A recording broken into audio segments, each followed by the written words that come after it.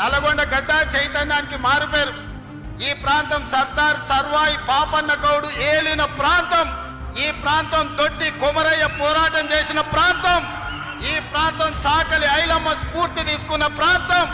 ఈ ప్రాంతం రావి నారాయణ రెడ్డి, ఆరుట్ల కమలాదేవి, ఆరుట్ల రామచంద్రారెడ్డి, పిఎన్ రెడ్డిలు ధర్మ భిక్షములు ఈ గడ్డ మీద నుంచి కొట్లాడిన ప్రాంతం.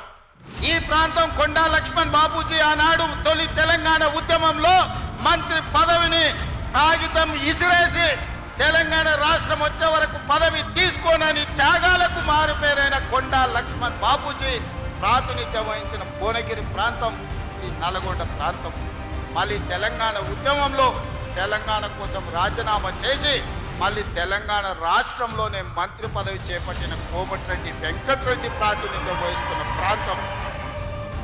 నిజాం నవాబులనే దిగంతాలకు